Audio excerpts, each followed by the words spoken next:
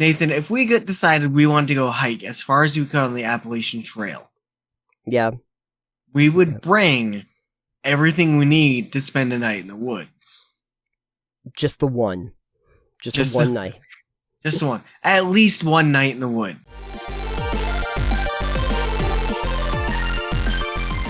So, first up on the show today, let's talk a little bit about sleep. How about that? Let's take a nap. Let's all take a nap together. Segment over. No.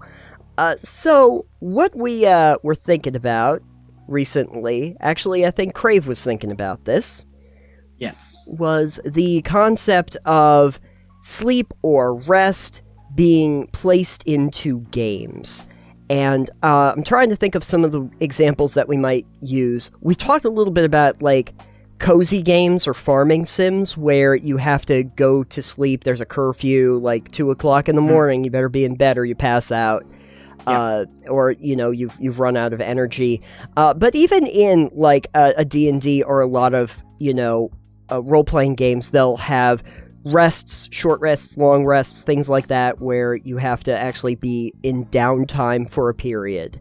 And I guess the real thing we should start with is, how do you feel about, like, rest or sleep as a mechanic in games?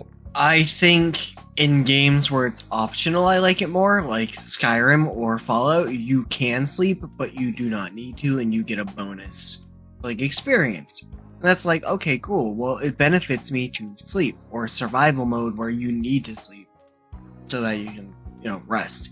I don't mind that because, as we were talking about it in person the other day, I don't like when I'm in the middle of something and then the game forces me to interrupt the flow of what I'm doing because its mechanic says that I need to stop what I'm doing and go to sleep.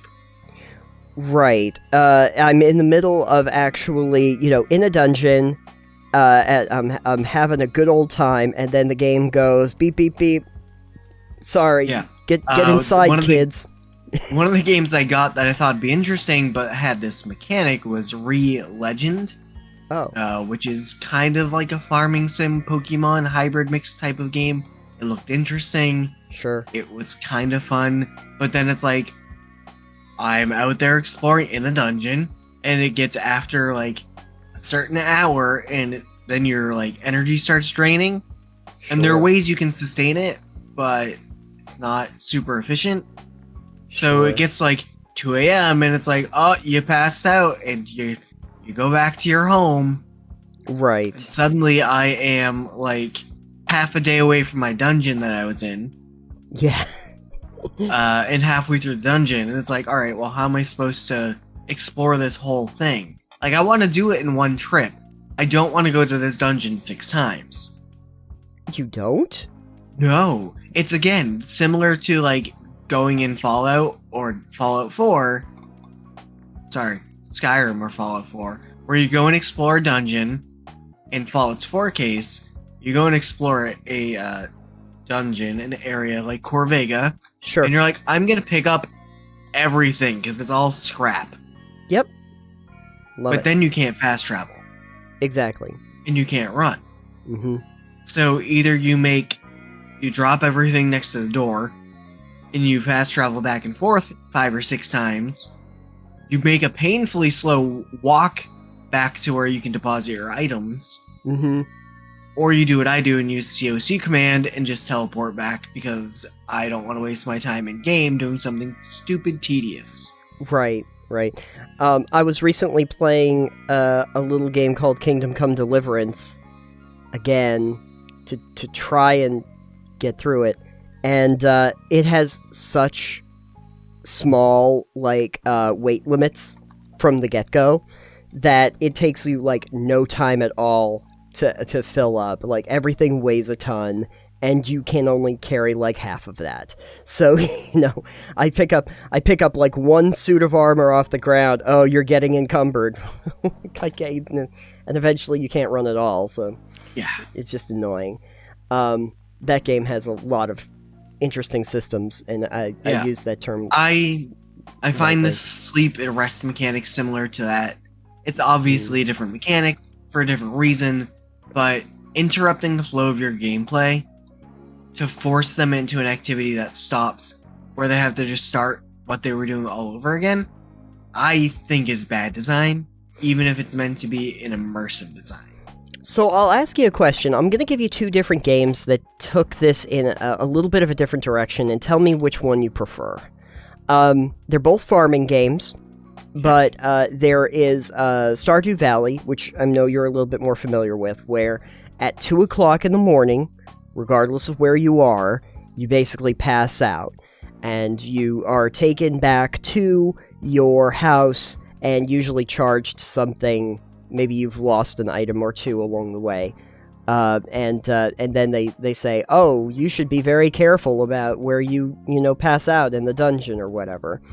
And then there was a Harvest Moon game that I played, which, Stardew Valley takes a lot from, and it has the stamina meter, which they all seem to have, and while it didn't really, make me pass out, when the stamina meter is depleted, you start, wandering around, really, really slow with, staring up at the air, and just, in order to get anywhere at that point, you have to go home to recover your stamina. So you do this, long walk back just so that you can do anything, because you can't mine at that point.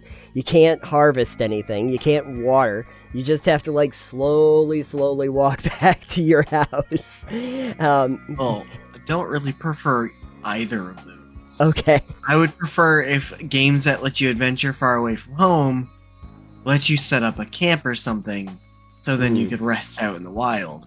Because obviously, if you're gonna spend a day out in the woods in real life, and you're like, hey, Nathan, if we decided we wanted to go hike as far as we could on the Appalachian Trail, we would bring everything we need to spend a night in the woods. Just the one. Just the one night. Just the one. At least one night in the woods. Sure. You would have a tent, a one-man tent or sleeping bag. You would have enough stuff that you wouldn't be like, crap, I'm only halfway to the next hut. Yep. It's either you keep going, or it's like, if you can't go anymore, then you just tent up and you go to sleep, Yeah. So I think that would be a better system for that type of thing. Out of the two that you mentioned, however, I prefer the Harvest Moon one, because I think it would be more beneficial and more immersive if, you don't have to be immersive, but I think having that system be like, hey, if you're up past this time, the game becomes harder. You can do it, but it's a choice. Right. So, in a game, maybe where if the goal of the game was to slay monsters, a la Don't Starve, a la what's the other game? Minecraft Dungeons, for instance, or Minecraft. If you're out at night, the game becomes more dangerous. Yep. And if that's what you want to do, that's fine, because then you can seek shelter and avoid the night entirely, or you can play the game in a completely different way and battle monsters. You don't have to just create and build. You can then be like, well, I like nighttime, I'm gonna fight. Sure. So, for instance, if Stardew Valley, instead of going, all right, it's 2 a.m., you're passing out and teleported back to your home, and you're gonna wake up and you find they made it more dangerous. You had a bigger chance to have something hurt you a lot. Sure. I think that'd be better. Yeah. The risk of being out there at this hour. Sure. So you're taking that gamble. Right. Instead of the game automatically taking all agency away from you and saying, you can't be out here right now. Right. Sorry, kids. There's something really cool out here that happens at 3 in the morning, and you're not allowed to be there for it. In the real world, for instance, curfews also exist for people in places, generally speaking, younger adults or teenagers, typically, not adults as often. But I work until 7 a.m. Sure. If you were to say you can't be out of the house at 2 a.m., I'd go, I have to fucking work. You're right. Please shut up. Yeah. I have an excuse. I have a note. I'm allowed to be out. Mom. I'm an essential worker. That's sorry. Right. I never got a note for that, but I would. Yeah. We're both essential workers. We can be out whenever we want. What I want. Yeah, exactly. Now, in some games, I've seen... I mean, they don't really have the rest mechanics, but on that idea of day-night cycles, some of them make it a little bit more necessary. Like, for instance, I was playing Vampire the Masquerade Bloodlines way back when, and you can only play that in nighttime settings, because if they ever get to the daytime, your vampire is going to turn to, dust. And so they make that a conscientious decision. Another game that I was playing recently that does have rest, but it is completely optional, was Valheim. And in Valheim, there are day-night cycles. You can actually go through the entirety of it, and it is definitely harder to see at night.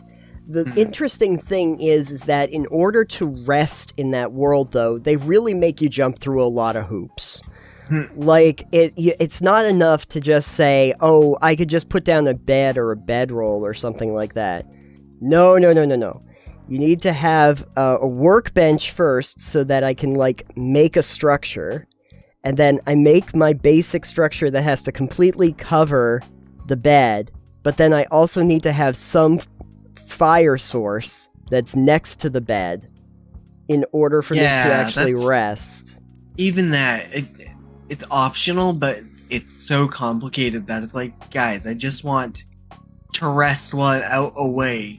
Let me build a bedroll and a campfire. Yeah, I really wanted them to have just like a basic pre-build of a camp and just tell me how much I needed, like, in resources to build that, instead of trying to figure out these basic structures. Because the other thing is that the only way for you to, like, put down checkpoints in that game are to assign a bed, essentially, like a shelter to it. So if I'm, like, wandering across this giant, vast landscape, because Valheim does kind of go on for a long period, I kind of have to build this place and then set down a checkpoint, or I have to walk all the way back to my, like, base camp for, like, another 20 minutes to get there. And that ends up being a little bit of a problem. So, and you know, that's fine. There are benefits to rest, but there is no necessarily, like, sleep meter. Now, I have seen games where they do create sleep as a meter, usually along with hunger and thirst, where you have to do that. What was it I was just playing not too long ago? Oh, yeah. Fallout. The 76. I think Fallout 76 has a sleep meter where you eventually have to sit down and rest somewhere. And as well as, you know, keeping track of a bunch of other stats. And I feel like, in many ways, in similar fashion to the eating and drinking mechanics that you see, it's like one more thing that I have to pay attention to. And in some gaming landscapes, that's fine. But if it is really, like, story heavy, or I'm, like, on real missions, it's really not the kind of thing I want to have to think about. We talked about, in a previous episode, like, how long have you been in this cave? Yeah. And I keep thinking to myself, like, do we really want to have a mechanic where, you might not realize what time it is right now, your circadian rhythm is completely gone while you're in this cave, but you've been awake for, like, 16 hours, you just fall down, and you're asleep now. And or you have to make a bed, or you're getting 2 levels of exhaustion until you do that. You know? I would hate to see that as a mechanic when I'm trying to... All I want to do is just fight kobolds. Do you like this system that they actually have in Dungeons & Dragons where resting will give you an actual benefit, even though you don't necessarily have to do it? You get your spells back, and... Yes and no. I like the fact they added the short rest in, and it does help regenerate a lot of your abilities for your class. Mm-hmm. But I don't necessarily like that like, spell slots, for instance, are an annoyance. Mm-hmm. When they only refresh on a long rest, because it's just a weird system. Sure. It's like, I get it, but there's a better way to do it. that just requires a little bit more management, but it lets you be usable for more than just 3 spells. Right. I have noticed as I've been like digging into individual classes for the spellcasters, looking through it, it seems like a lot of them have ways to mitigate that to some degree. You know, To a degree. yeah, the druids have an ability to, like, once per day regain some of their spell slots based on their level. Wizards will regain some of them during short rests. Sorcerers can use their meta magic points to recoup spell slots if they want to. So it sounds like they've kind of gotten around that. And also, cantrips are excellent because they completely eliminate, you know, you never feel like you're out of the game, even if you've expended everything that you have for spell slots. Yeah.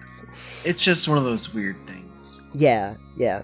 It would be good, like, I think you were talking at one point about the idea, maybe if you had, like, a mana system instead, but even then, how do you regenerate that? Would you have to rest if you wanted to get your mana or your magic energy back?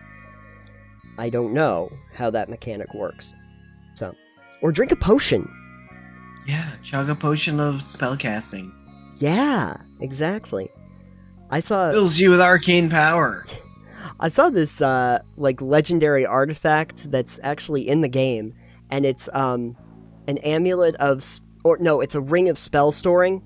I don't know if you've ever... Yeah. You can hold so many levels of spells, like, in that if you imbue it with it, and so it's kind of augments your spell points a little bit. A little bit, yeah. A little bit like They're that. interesting items. Yeah, some of them are.